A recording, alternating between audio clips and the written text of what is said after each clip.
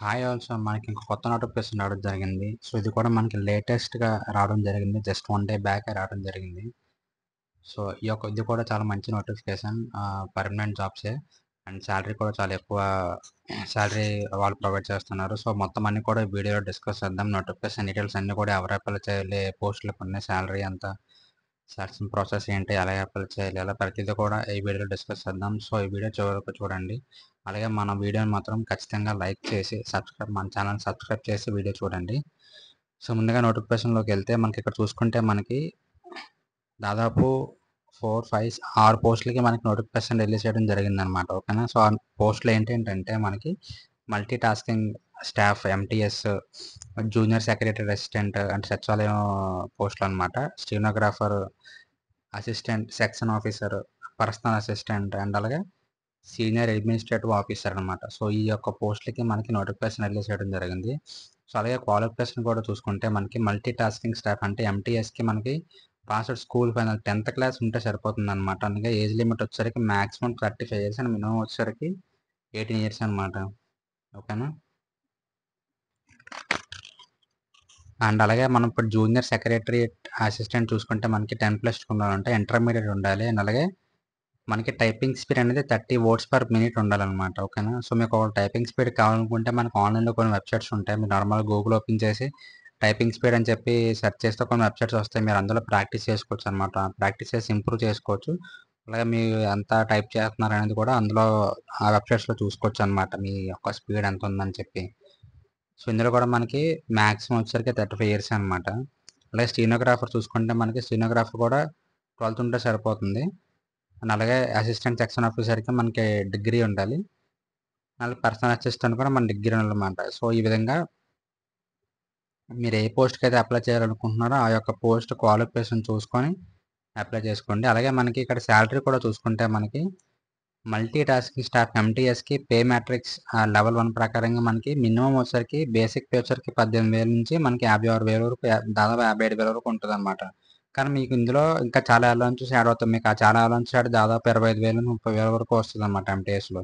So, అదేవిధంగా junior secretary assistant మీకు starting వచ్చేసరికి దాదాపు 20,000 నుంచి 63,000 అనమాట. కాకపోతే మీకు అన్ని అలవెన్సెస్ కలిపి ఈజీగా 35 అలాగా 35 ప్లస్ వస్తదన్నమాట. మీకు ఈ జూనియర్ సెక్రటరీ అసిస్టెంట్‌లో. సో, అదేవిధంగా స్టెనోగ్రాఫర్‌లో కూడా మీరు ఇక్కడ సాలరీ చూసుకోవచ్చు. కానీ మీకు ఈ సాలరీ మీకు ఇది ఫైనల్ కాదు. ఎందుకంటే మీకు ఇంకా ఇందులో చాలా అలవెన్సెస్ కూడా యాడ్ అవుతాయి. సో, ఈ విధంగా మీరు సాలరీ కూడా చూసుకోవచ్చనమాట. సో, అలాగే మనం ఇక్కడ ఇంపార్టెంట్ డేట్స్ చూసుకుంటే మనకి last date for ah, applying only through online mode is 15థ్ అక్టోబర్ అనమాట. అంటే అక్టోబర్ 15థ్ కల్లా మనకి అప్లికేషన్స్ ఎండ్ అయిపోతాయనమాట. దాని తర్వాత మీరు అప్లై చేసినా వీళ్ళు కన్సిడర్ చేయరు. అలాగే మనకి స్టార్టింగ్ డేట్ వచ్చేసరికి 9థ్ సెప్టెంబర్ అనమాట. అంటే మనకి ఇదే మంత్ జస్ట్ 9థ్‌నే అప్లికేషన్ స్టార్ట్ అయ్యాయి. సో, చాలా కొత్త నోటిఫికేషన్ అనమాట. సో, వీలైనంత వరకు ఎలిజిబుల్ ఉన్న ప్రతి ఒక్కరు కూడా అప్లై చేయడానికి ట్రై చేయండి.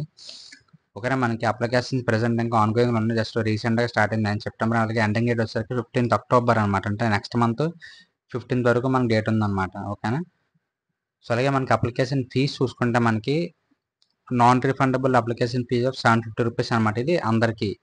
కాకపోతే ఎవరైతే SC, ST, women and PWD వాళ్ళు ఉంటారో వాళ్ళు మాత్రం రూ.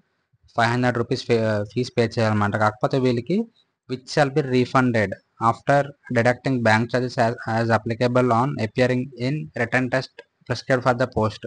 మీరు రిటన్ టెస్ట్‌కి అపియర్ అయిన తర్వాత, రిటన్ టెస్ట్ రాసిన తర్వాత బ్యాంక్ చార్జెస్ డిడక్ట్ చేసుకొని మిగతా అమౌంట్ మీకు మళ్ళీ రీఫండ్ ఇచ్చేస్తారని చెప్పి అంటున్నారన్నమాట. కాకపోతే ఎవరికంటే ఇది only SC, ST, women, PWD వాళ్ళకే. కానీ మిగతా వాళ్ళు ఎవరికీ కూడా మిగతా క్యాస్ట్ వాళ్ళు ఎవరికీ కూడా రీఫండ్ రాదనమాట. So, non refundable amount application fee మనం రూ. 750 పే చేయాల్సి ఉంటదనమాట.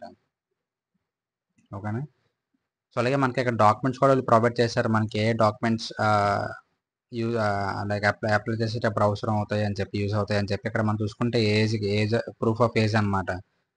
బర్త్ సర్టిఫికేట్ గానీ, 10థ్ క్లాస్ సర్టిఫికేట్ గానీ, అలాగే educational qualification, copy of experience certificate ఒకవేళ ఉంటే లేకపోతే అక్కర్లేదు. అలాగే ఇవన్నీ డాక్యుమెంట్స్ కూడా కలర్ ఫోటోగ్రఫీ అలా ఇవన్నీ కూడా మీరు అప్లికేషన్‌లో ఫిల్ చేసేటప్పుడు మీరు ఇవన్నీ ముందుగా ఉంచుకుంటే మీకప్పుడు అప్లై ప్రాసెస్ సింపుల్ అనిపిస్తదనమాట. ఓకేనా. సింపుల్‌గా చేసేయొచ్చనమాట.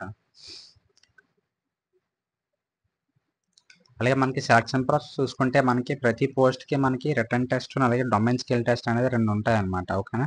సో, అలాగే మనం పోస్ట్ వైస్‌గా చూసుకుంటే ఇక్కడ criteria for screening and selection for the post of MTS multi tasking staff. So, ఇక్కడ మనం చూసుకుంటే మనకి written test will be conducted in Hindi and English language. The candidate can మీరు ఏదైనా ఆప్ట్ చేసుకోవచ్చు. రిటన్ టెస్ట్ వచ్చేసరికి 100 మార్క్స్ ఉంటదన్నమాట. 2 అవర్స్ డ్యూరేషన్ అనమాట. పాసింగ్ మార్క్ వచ్చేసరికి 50 మార్క్స్ రావాలన్నమాట. ఓకేనా. సో, ఇది మల్టీ టాస్కింగ్ వాళ్ళకనమాట. సో, అదే విధంగా మనకి పోస్ట్ వైస్‌గా మనకి ఆ యొక్క ఎగ్జామినేషన్ ప్యాటర్న్ మనకి వీళ్ళందరూ డిస్క్రైబ్ చేశారన్నమాట నోటిఫికేషన్‌లో. సో, అలాగే మనకి అక్కడ జూనియర్ సెక్రటరియట్ అసిస్టెంట్ చూసుకుంటే written test will be 100 marks 0 to hours అనమాట. అంటే 2 hours with 40 marks minimum qualifying mark అనమాట. అలాగే ఇక్కడ నెగెటివ్ మార్కింగ్ కూడా ఉంటదన్నమాట. మీరు ఒక ఒక క్వెషన్ లేదంటే ఒక బిట్ మీరు రాంగ్ పెడితే మీకు 0.25 మార్క్స్ కట్ అవుతాయి అనమాట. ఓకేనా. అంటే మీ దాంట్లో మైనస్ అవుతాయి. డిడక్ట్ చేస్తారు. అలాగే ప్లస్ అయితే 1 మార్క్ యాడ్ అవుతుందన్నమాట. ఓకేనా. So, for each correct answer 1 mark will be awarded.